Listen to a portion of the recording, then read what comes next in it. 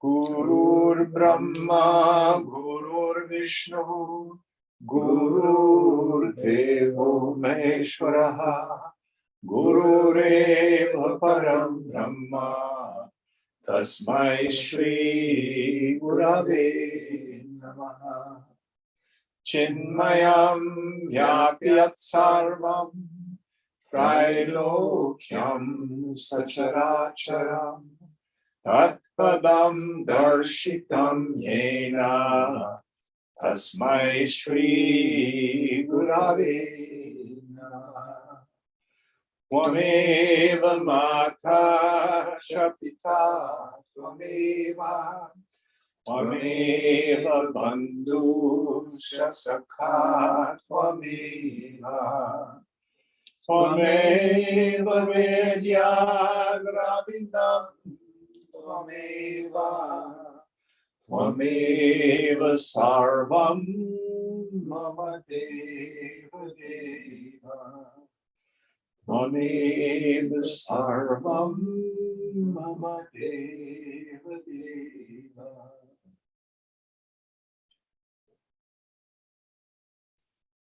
Yata Sarvani Bhutani Pratibhanti Stitani Cha, Yatraivo Pashamam Yanti Tasmai Satyatmane Namaha. So, who would like to chant this evening? I would like to, but I'm not capable. And could I ask you to poke the little box? Mark, where are we in our text? Okay. We're on number 32, 33 on page 331.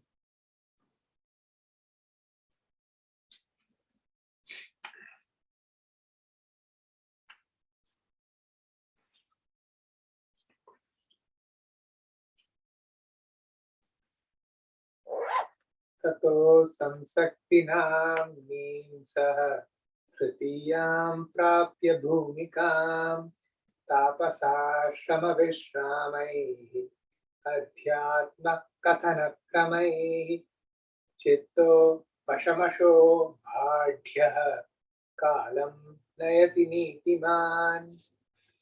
Thereafter, having reached the third step called asamsakti, or non-adherence or non-attachment, the righteous one, possessing abundantly splendor or grace of calmness of mind, spends the time by resting in the hermitages of ascetics and by courses or methods of narration concerning the self. So again, we're going through the 7 yoga bhumikas. In an earlier chapter, we had the jnana bhumikas. These are the 7 stages of yoga, as they're enumerated here. And this is called asansakti. So non-attachment, non-engagement. So this is when the yogi is able to keep the mind intensely introverted. You just watch the world going by. No concern. It's just a movie. Their mind does not rise because of conducive circumstances or fall because of non-conducive circumstances. And here he says that he dwells in hermitages and stuff. Would you read the English again? I can't remember exactly how he phrased it. Spends the time by resting in the hermitages of ascetics and by courses of narration concerning the self. Yes. So essentially, this is mature vairagya. Let's again revisit the definition of vairagya. We get it at the very beginning of our practice, Viveka Chudamani. But it's a thread that goes all the way on through that desire. We don't give it up overnight. We don't do it overnight. To give up all attachment to enjoyments. And here the word bhokta means experiences gained through the senses. And that desire to give up any identification with the personal sense of self, starting from the body up to and including the form of Brahma, the creator, meaning I'm a powerful person, especially I'm enlightened now. All of it.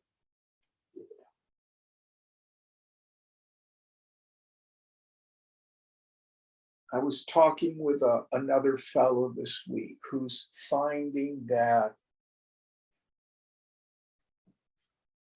when he's hanging out with his former friends,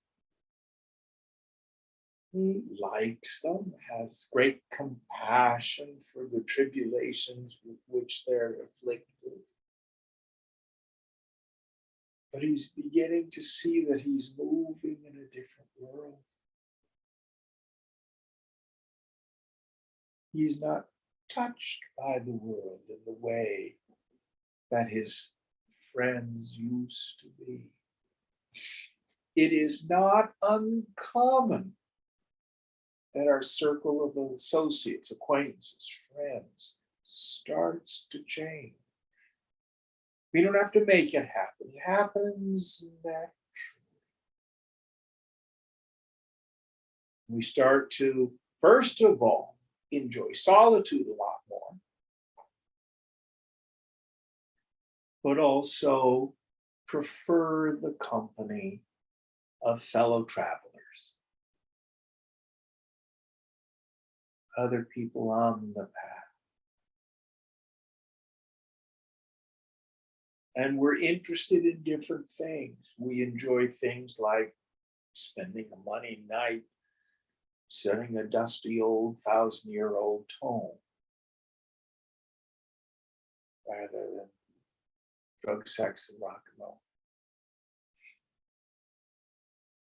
This is natural. This is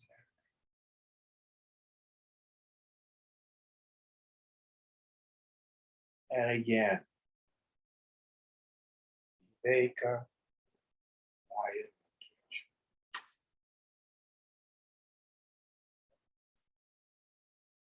Brahman alone is real, and the phenomenal world is mithya, illusion. That firm conviction in the intellect is known as discrimination between nitya, anitya. Swamiji translates it as the real and the unreal, eternal and the non-eternal.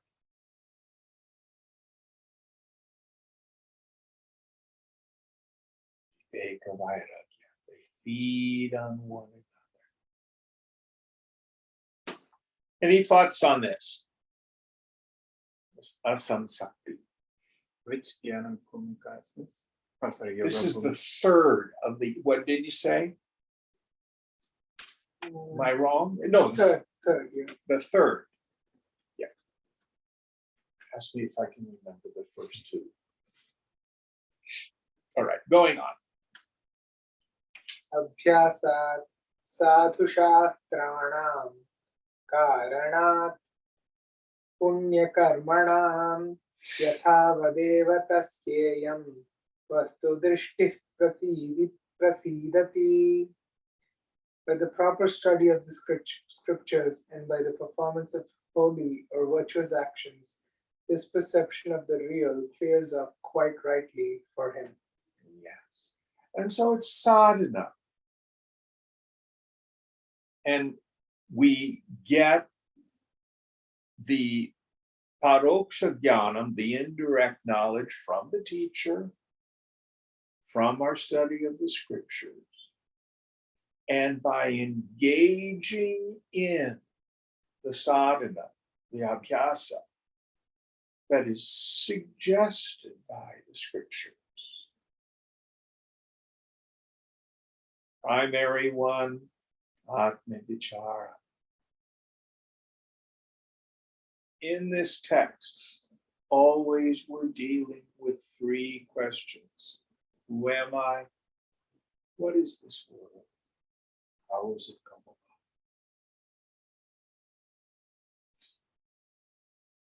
You may have come to the point where you're pretty clear, aham brahmasmi, I am that witnessing consciousness. Yeah, but this world is still pretty hot. My mind still extroverts. It's still going to be problematic. Brahma Satyam Jagan. The names and forms are just imagination. What's real? What's really there? Brahma. And there's no inside, no outside.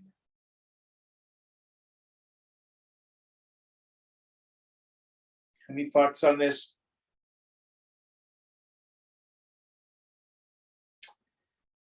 And Maya is very powerful. It's astounding how we can be completely clear. Out of the blue, something in this world will come. Oh, that's pretty real. Wow! Even though we know better. Such as the power of spiritual ignorance. Ask me how I know this. Going on. Vividhoyam asamsangah samanya sreshta evacha naham karta na bhokta cha na badhyo na cha badhakah prakarpa nirmitam sarvam ishvaradhinameva va sukham va yadi va dukham kaivatra mama kartrita इत्यसज्जनम् अर्थेषु सामान्योऽसौ असङ्गमः.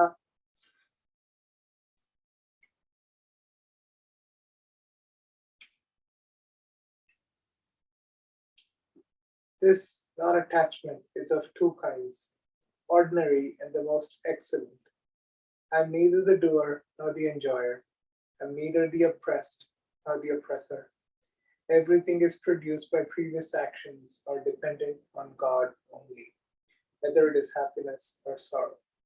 In this matter, what exactly is my doership? Thus reflecting, non-fastening with objects is the ordinary non-attachment. So here the idea is either who is the agent, guna and karma, qualities of mind, force of the past as it interacts with the greater world, or Ishvara does it all. Either way of approaching it is fine. And complete renunciation of the sense of doership, the renunciation of the fruits of action. This is the first level of non-attachment that he's talking about. Going on for the second, the deeper one.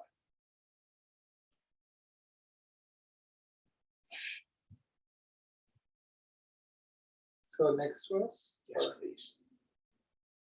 Anenabhyasayogena samyogena mahatmanam durjananam viyogena prayogena atmasamvidam samsarabdhe pare pare sare paramakarane yatmaunam asanam shantam tatsreshta sanga uchyate sreshta sasangata hyesha tritiya bhumika mata. As a result of this practice, by the association of high-souled ones, by separation from bad people, and by the application of one's own knowledge or perception, the silent and calm abidance in the further shore of the ocean of worldly existence, which is the real and supreme cause, is called the most excellent non-attachment. This most excellent state of non-attachment is alone considered as the third step of yoga. Yes. So the deeper understanding is when, through this tuning in, tuning up, emptying out, I begin to discover the existence, bliss consciousness. It's my real nature.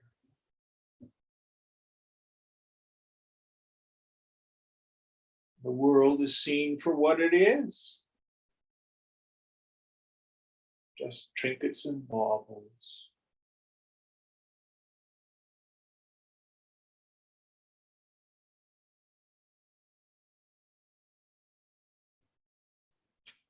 There is no real past, there's no real future.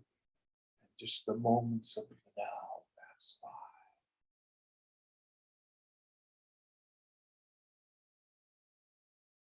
This is the deeper asansati.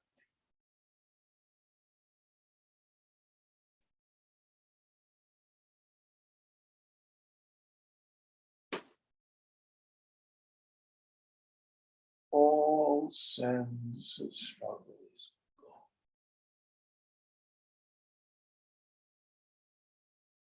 Then there's this profound peace.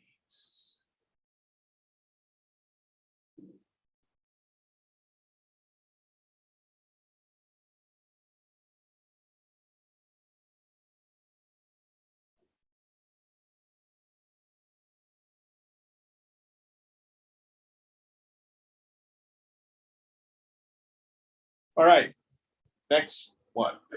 See what he says about the fourth stage. Uttara Bhumika, the higher steps. Sri Rama Vacha, Sri Rama said, Mudhasya Prapta Yogasya Katham Uttaranam Bhave Arudhasya Mritasyatha Kidrishi Bhagavan Gatihi. Revered sage, how can there be the crossing of worldly existence for the stupid ones, for the stupid one who has not attained to yoga? For the one who has ascended the initial steps of yoga, if he is dead, of what nature is his course or fate? Very interesting question. I'm not sure I understood it. But I think he's saying it's the same question Arjuna asks. What if I don't make it this lifetime and I die? What happens?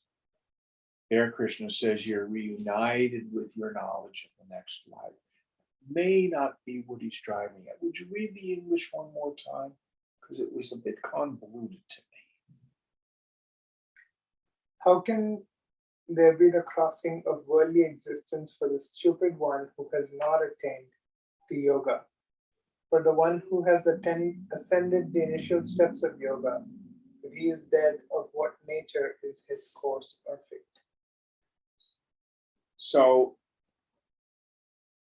I'm not. Let's see how what Vasishtha talks about, because I'm not quite sure I understand the question properly.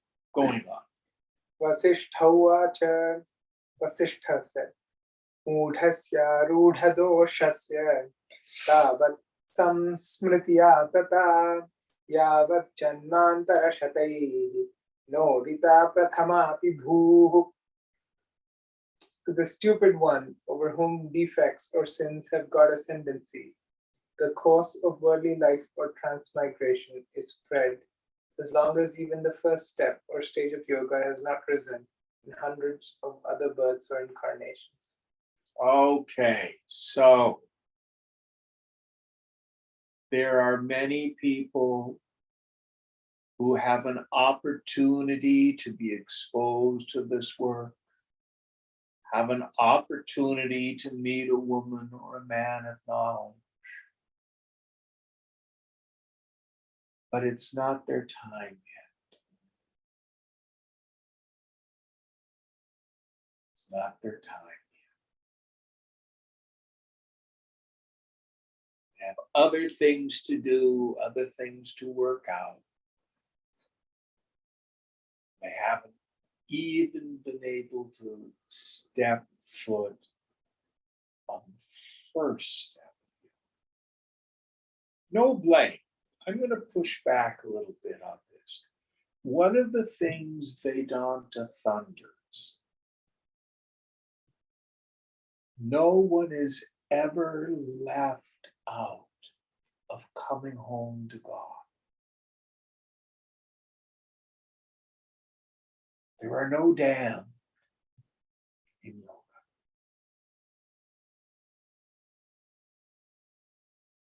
What he's calling stupid, Buddha, foolish, are simply souls at a different stage of evolution, of unfoldment. For them, more lifetimes.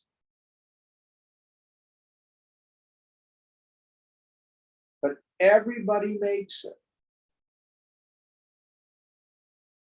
Everybody's coming home to God. Why? What is the dharma of a human being?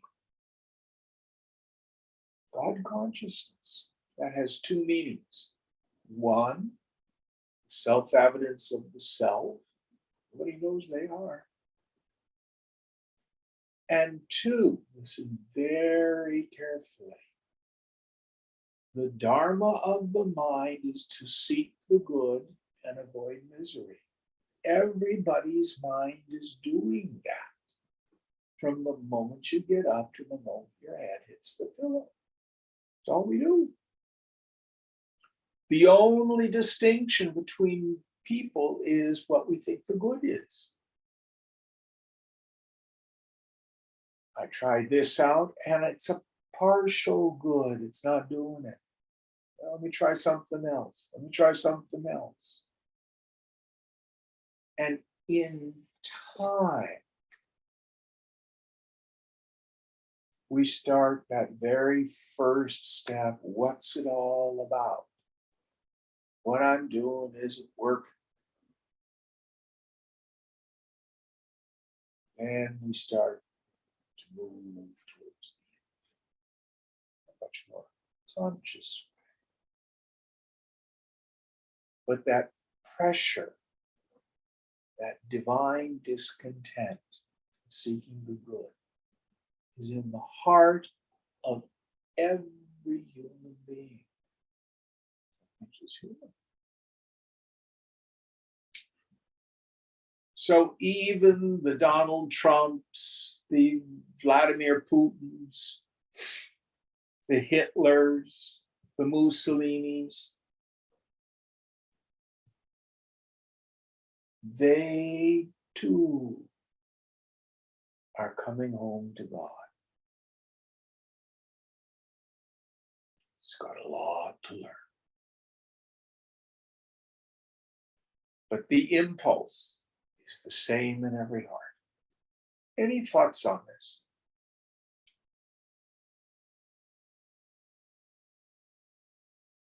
Now, in terms of our relationship with other people, if I go to the garden, the rose garden across the way, and I see a rose bud, I can't force the petals open to make it a bloom.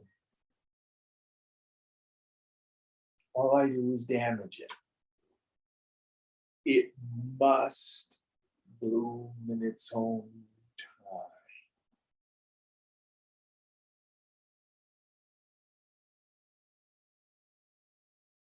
So there may be someone we care for and love very much.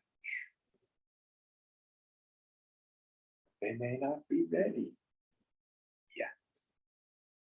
When we are ready, nothing stands in our way.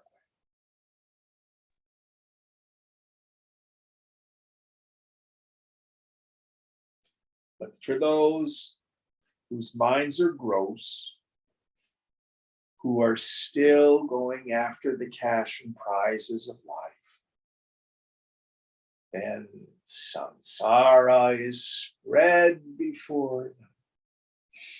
This wonderful world of name and form, its joys and sorrows. Any thoughts on this? Next verse.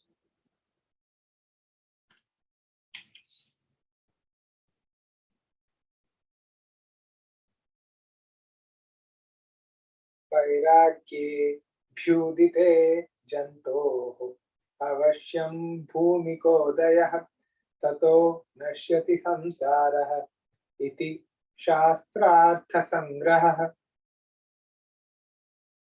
When indifference to worldly desires or dislike for them has risen in a person, there is certainly the rise of the yogic step. Then the course of worldly existence vanishes.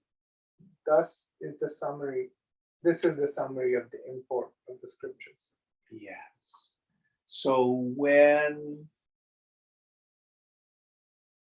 I have true dispassion towards worldly existence, that's when yoga really starts.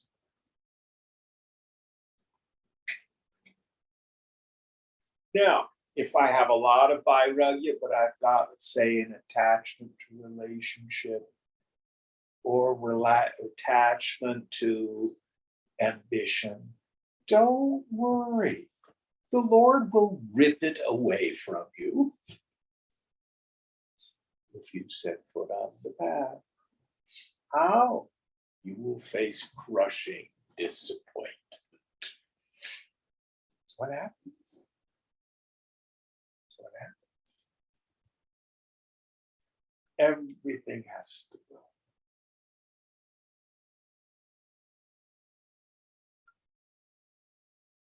And remember what Krishna says in Gita: the person who gets rid of the objects of desire but allows the desire to remain behind is verily a hypocrite.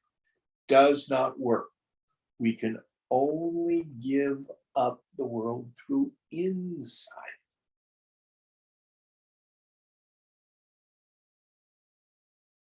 Then we find ourselves in that very uncomfortable situation. Good old Hemachuta was that.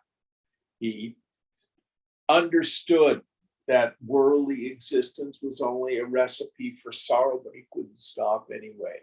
He was in that robot stage. He kept doing it over and over again. And it had no joy, but he couldn't stop. Second half of Gita's verses, but his desire leaves him upon seeing the Supreme.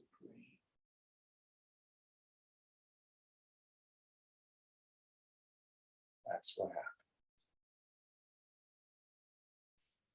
Now, once we've achieved mature vairagya, in a sense, even though you have yet to be established in steady wisdom, the jig's up. You're on your way. It's over. Swamiji used to say it's like you're going to fly across country, and there you are in line to check your baggage. You've got to go through security, and there you are waiting to get on the plane, and wait, and then you finally get on the plane, and you get your seat, and you put your bags up above, and then you have to wait till the damn plane taxis out to the runway. You know, waiting and waiting, waiting and waiting. Finally, the captain says, "Flight crew, please prepare for takeoff."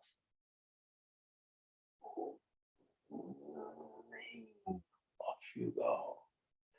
Swamiji would say, "Okay, now you're on your way. New York, here I go." Once mature vairagya dawns on the mind. The rest of it happens pretty quick.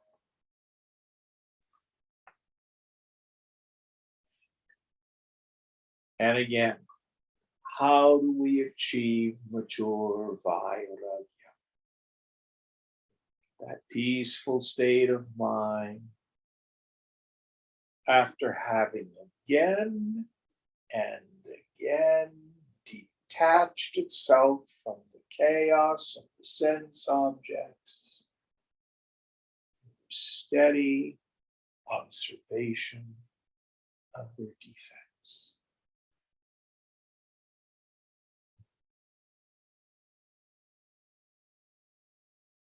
That's what develops vairagya. Any questions about this?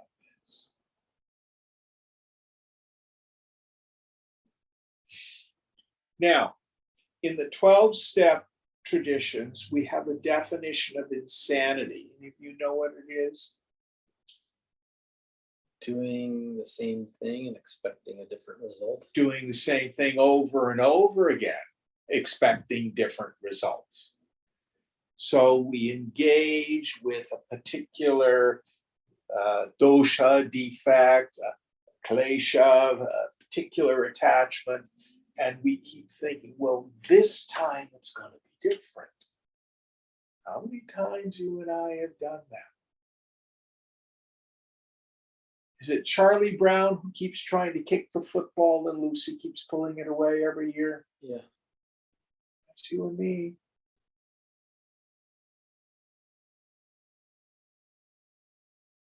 And Lucy says, I'm not going to move it this year. That's what the world says to us. Smash! Over.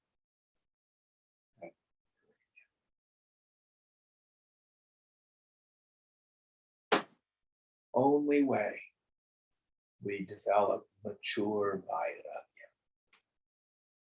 is to really see what's happening.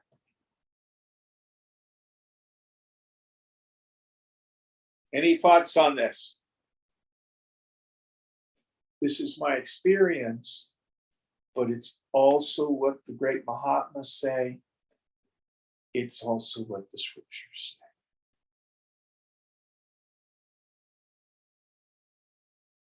Next verse. Yoga bhumikayotkranta jivitasya shariranaha bhumikam shanusarena shriyate purvatu dushkritam. To the embodied one whose life has passed through the steps of yoga, the sin or misdeed of former incarnations is destroyed in accordance with the division or stage of the yogic steps reached by him. Yes. So how firm our knowledge is will depend on how affected we are by the world. So this particular scripture will talk about the very first level of jnana, of wisdom, for those whose knowledge is tenuous.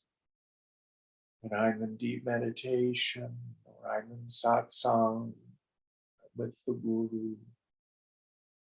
everything is clear. No ultimate reality. But then sometimes when I'm out there in the world, the veil of ignorance comes down. I start taking the personal sense of self as real. The world is real. And I start having problems. And I suffer like anybody else.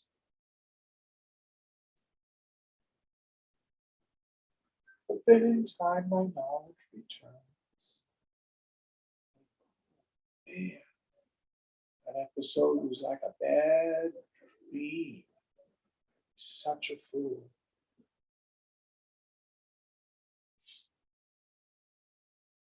Do more tapas.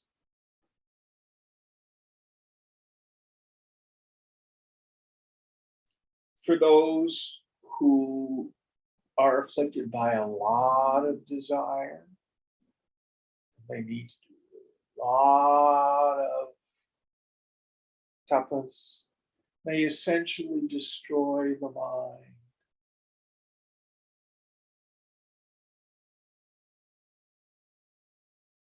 Their knowledge is steady, but they don't function much. They're in samadhi a lot. This is the paradigm of this text.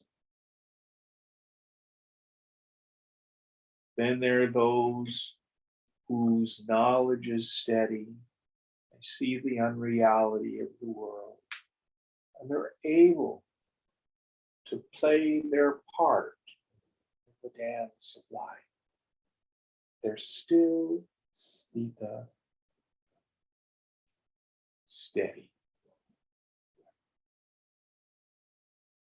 Never forget who they are. Next verse.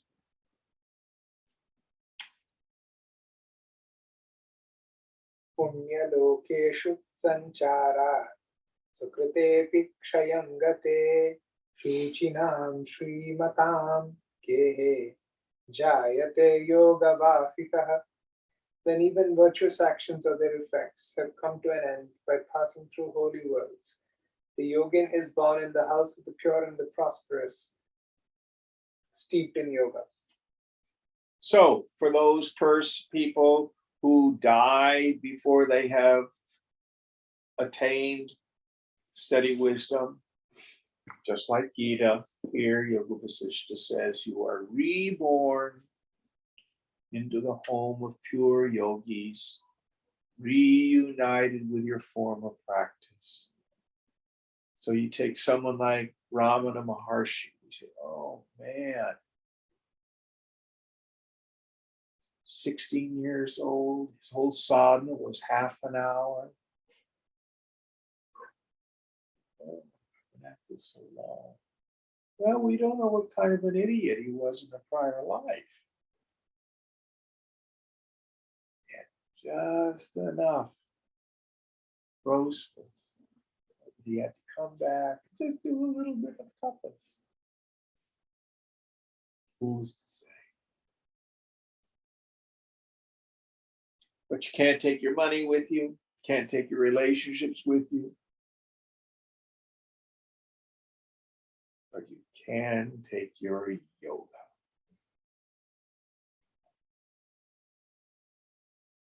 Any thoughts on this?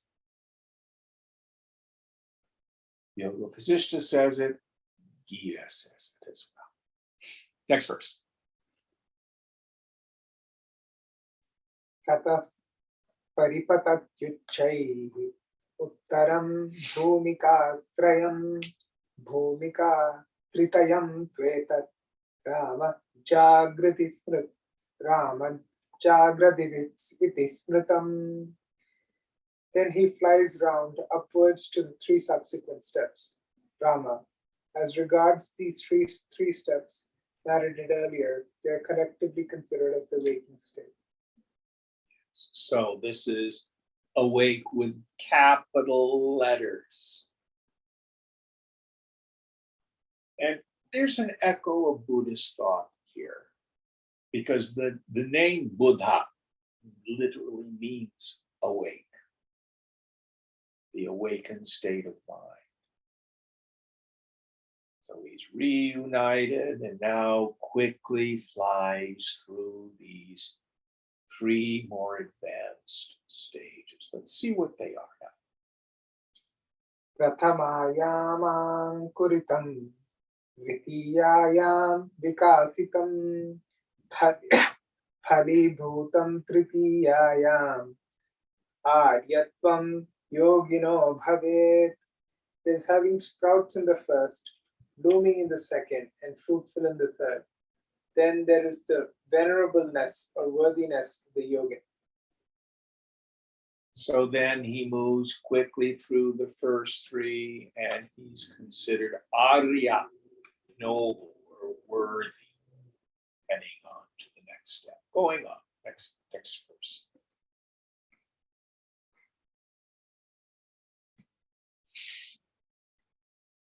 Kartavyam acharan kamam akartavyam anacharan tishtati prakritat tishtati prakritacharo yasa arya iti smritah yathacharam yatha shastram yatha chittam yatha sthitam vyavaharam upadatte yahasa arya Yahasa Arya iti smritah. He is regarded as an Arya or venerable or worthy one, who resorting to objects which ought to be accomplished and not undertaking what ought not to be done, remains with unaltered or natural conduct. He is called an Arya, who undertakes his work or occupation as customary or usual, according to scriptures, to the best of his knowledge and according to circumstances. So Arya is not a race in the end. It's not a caste. It's someone who exhibits noble virtues naturally, who's worthy, with a natural sense of leadership, perhaps. So this yogi, reunited with his prior knowledge, exhibits these qualities. Unfortunately, it's a term that has been trashed by the Second World War. It was stolen by the Germans and applied to white supremacy and Nazism and stuff like that, but the original meaning of it. So it's a good one. Any thoughts on this? Going on.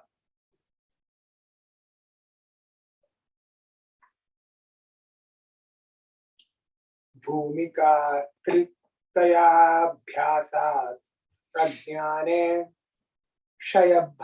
shayamagate advaite sthiryam ayate dvaite prashamamagate pashyati swapnavat lokam chaturthim bhumikam gatah. Then spiritual ignorance is destroyed on account of the practice of the first three steps, when duality has come to an end and when non-duality has become stable. The one who has arrived at the fourth step or yoga perceives the world like a dream. Yes. So this is the mark of the person in the fourth stage of yoga.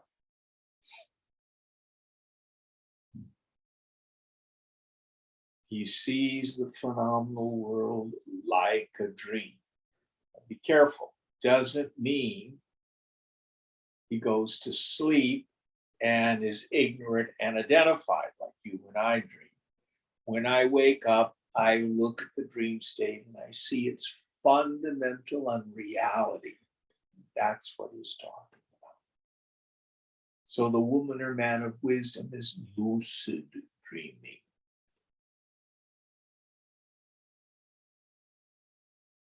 The world is seen, but it's not real. It's just imagination.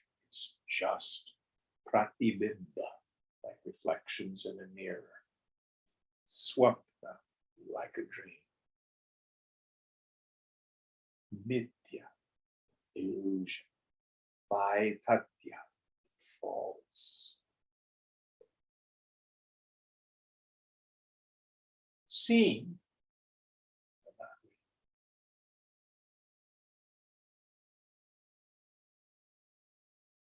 Any thoughts on this? And there's no inside, no outside. Next verse.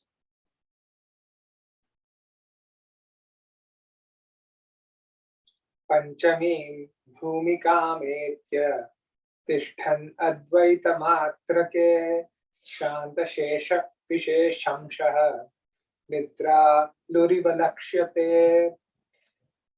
Having arrived at the fifth step, abiding in mere non-duality with all distinctions and divisions extinguished, he is seen as one asleep. So just like if you watch a baby, you know, babies can nurse when they're sound asleep.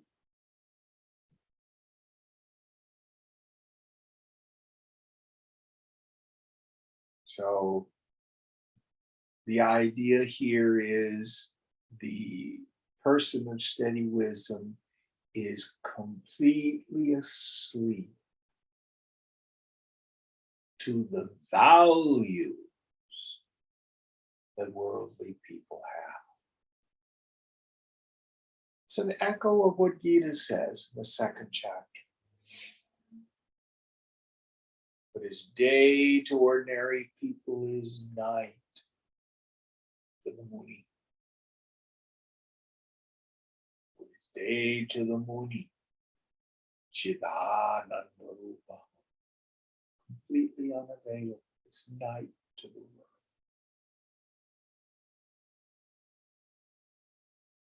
So she no longer takes the world as anything more than just a light show.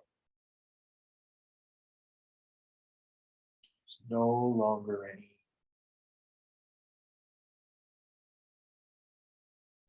serious engagement with it. Any thoughts on this? This is the fifth stage. Going on. Kurvan abhyasam etasyam shashthim patati bhumikam yatra tishtati nirgranthihi jivan mukto vibhavanah. Practicing or making a habit of this fifth step, he soars into the sixth step where he dwells without naught, liberated while living and without conception or ideation. Note, the knot referred to here is the knot of ignorance or the knot which binds the spirit to matter. The breaking of the knot is the realization of one's real nature as pure undivided consciousness. Yes, the Hridaya Granthi, the knot of the heart. Can also refer to the untying of a knot at the crown chakra.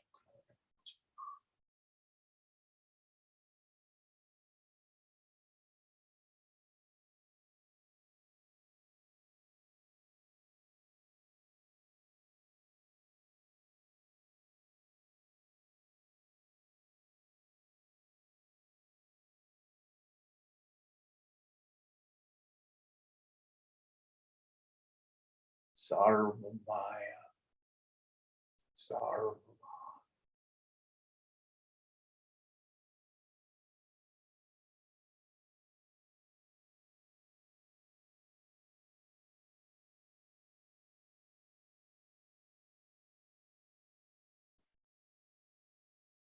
Now, there are all these various lists of stages and things like that. Actually, the thing to really focus on is, do you know who you are? Do you know what this world is? Keep it simple. Am I at the third stage or the fifth stage? Am I, oh dear, I slipped from the sixth stage down to the second stage. Don't worry about all that crap. This is not to be used as a weapon.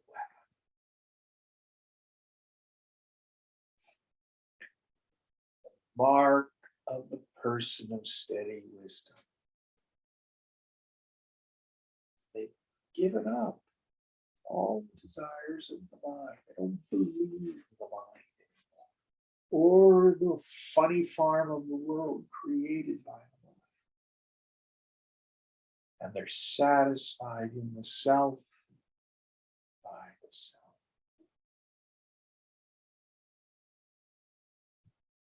Mark of the person of steady wisdom is they're not jonesing anymore, even spiritually.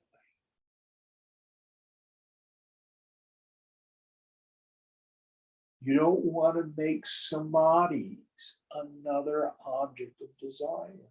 Oh, I want to get mad as I'm in state, that can cause you to suffer. This is it. Just what is right here.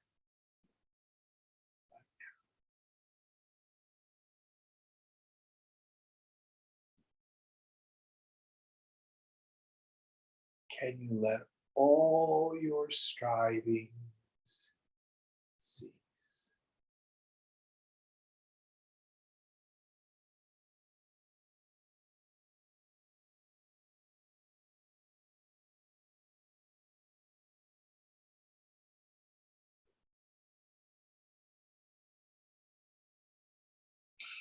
Next verse.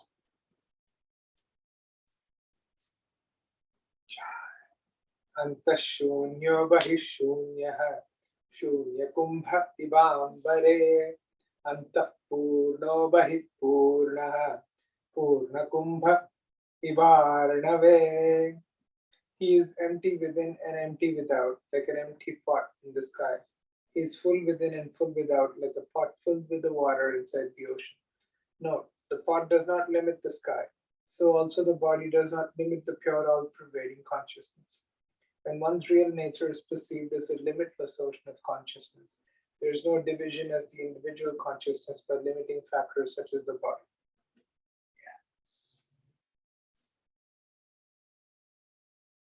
And of course, we're getting these echoes of Kumbha, which was in the prior story of Judala. We have this paradox.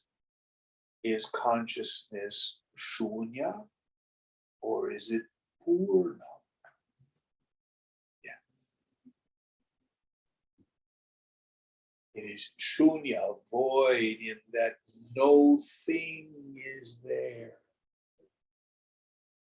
Nirmalam, without any dirt or taint. Nirupaham, without any form.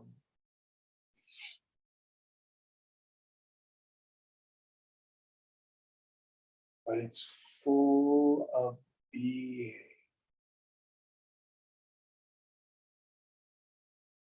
Again, going back to Gita, the 16th verse in the second chapter, where Krishna plays with these two words, Sat, Bhava. If it exists, it has being. You are not an it, you're a who. You are a conscious, sentient being. You are the conscious, sentient.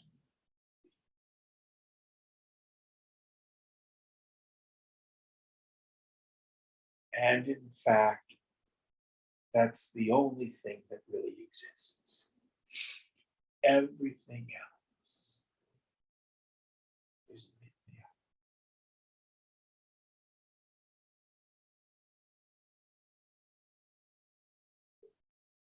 Front, back, above, below, inside, outside.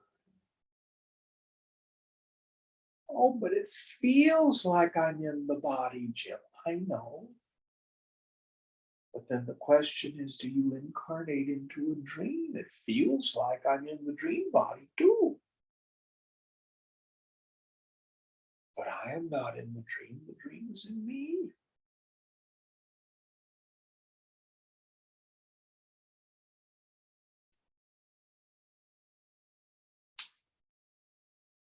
This is not mere philosophy. Keep thinning the mind. Keep thinning the mind. And the truth of the verse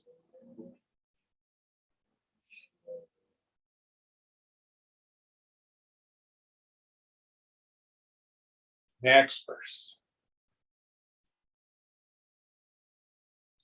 Shashtyam bhumyam asau sthitva saptamim bhumimapnuyat videha muktata prokta sa bhima bhava bhumishu. Having stayed in the sixth stage, he can reach the seventh stage of enlightenment. This is called the state of liberation without the body. That is the limit of the stages of existence. So traditionally, Videha Moksha, here he equates it with the seventh stage, means liberation beyond the body. Normally, we think of it when the woman of steady wisdom dies, that she's gone. Actually, Videha Moksha and being Jivan Mukta are the same thing.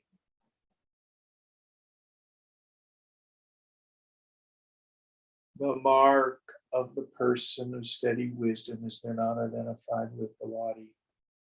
I know I'm the consciousness. But if I know this body is just an imagination, that it isn't real in the first place, how can I be beyond an imagination?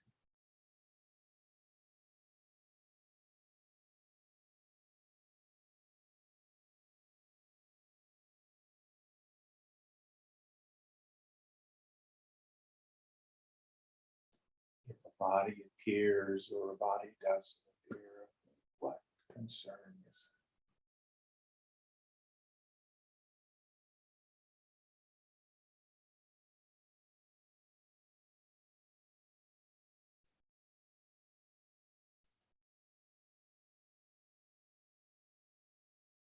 So we talk about what happens to the person of steady wisdom after the body falls away. It's only a teaching for the ignorant. Oh, Swamiji left the body. Oh, they've packed him in salt and put him in a samadhi stall. Oh, he's now one with Brahma now. He always was. He's didn't go anywhere. One body.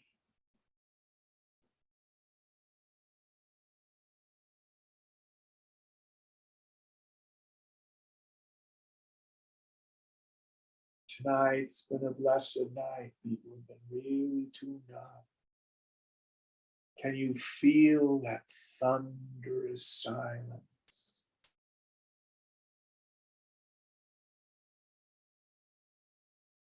Can you feel it? Yes? Meet Swamiji.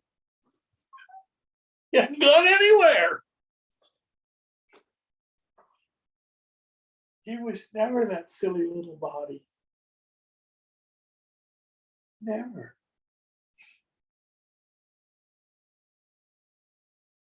Nothing happened when the body fell down. Nothing happened to me. Not a thing.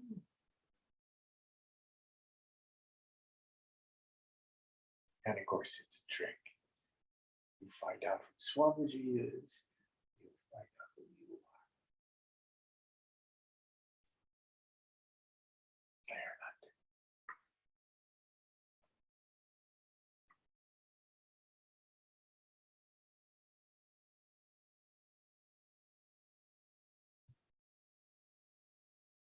That's the deep meaning of Videha Moksha. All right, next one.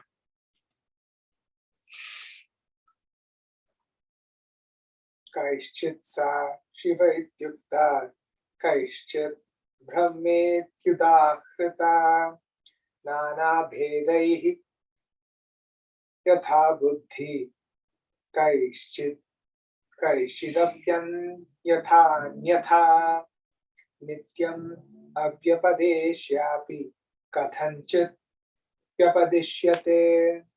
By some, that final step of enlightenment is called Shiva, or one of the personal gods of the Trinity.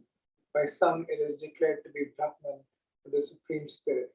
By some others, also otherwise, with manifold differences to the best of their knowledge. Though it can never be named or spoken of, somehow it is designated by name. So again, in the seventh mantra of the Mandukya Upanishad, we've got these lists. It's one of the most beautiful pieces of poetry in all of the literature. And in it is my favorite name for the sound, Avya Padesha. Upadesha means to talk about, to teach. Upadesha, talk about.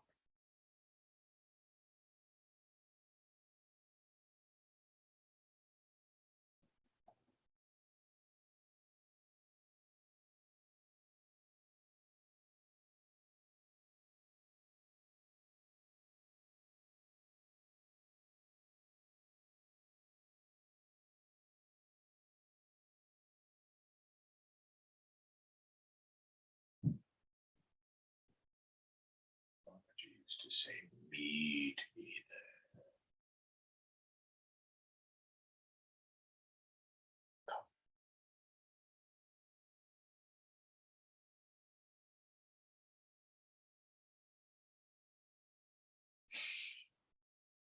How many more verses in this chapter are we?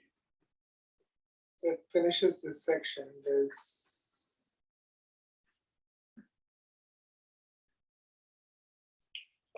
Okay, we can start another section. We've got a couple more minutes. Brahmaika Bhavana, the contemplation of Brahman alone. Oh, yeah. Asatyatyantama, asatyatyantamato.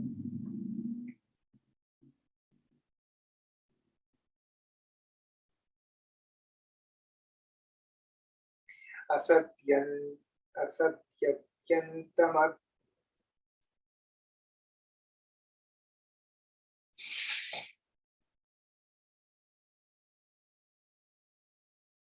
Asatyatyantamadoन्मत्ता करिणीच्छास मा माह्वया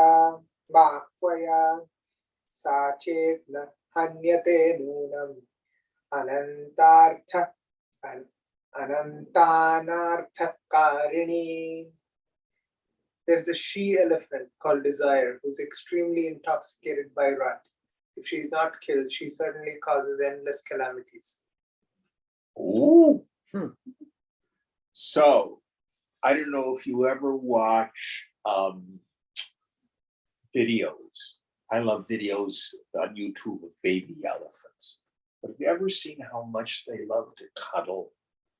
They have like these little baby elephant piles. They cuddle with one another. They like people cuddles too. Well, they never lose their desire for the sense of touch. And usually the term rut is ascribed to the bull elephants. You can see like they start to weep the musk from their eyes and stuff like that, and they're completely out of control.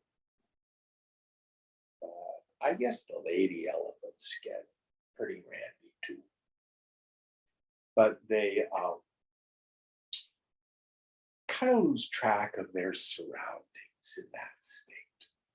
So let's see what happens to this she elephant of desire. And I think all of us at times have fallen victim I want it. I want it really badly. Let's see what happens. Going on. Bhumikasu cha sarvasu sancharo naiva sadhyate vasaneha manah chittam sankalpo bhavanam spruha ityadini cha namani tasya eva bhavanti dhairyanamna parastrena chaitam sarvatmana jayet. An account of her passing through all the regions or steps of yoga is not all accomplished. Mental impression, wish, mind, thought, will, imagination, longing, and the like are also the names of that she elephant. Let one conquer or overcome her completely by the excellent weapon called courage or firmness. Yes.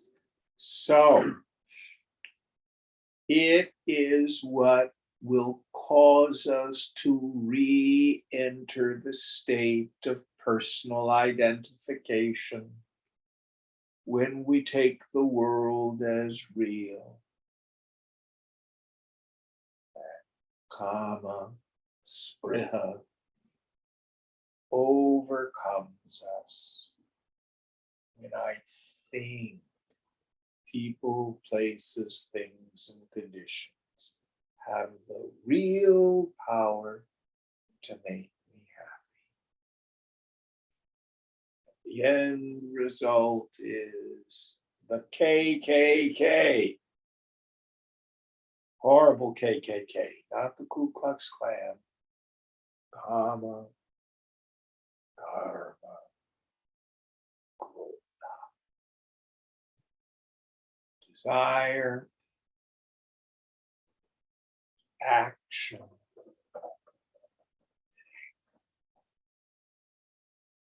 Because even when I get what I want,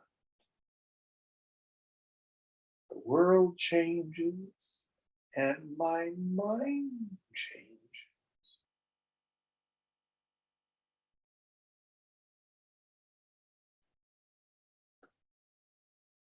But when I am absolutely overcome by spiritual ignorance, then I take out my baseball bat and go at life. Get what I want. Then I'm like the she elephant in rut. Going on. Next verse. Idam me. Nope, that's it. We'll have to leave her in rut. It's 9 o'clock. What verse are we on for next week? 59. 59. Om Purnamada Purnamidam Purnat Purnamudachyate Purnasya Purnamadaya Purnameva Vasishyate. Om Shanti Shanti Shanti. Hari Om Shri Guru Namaha. Hari Om.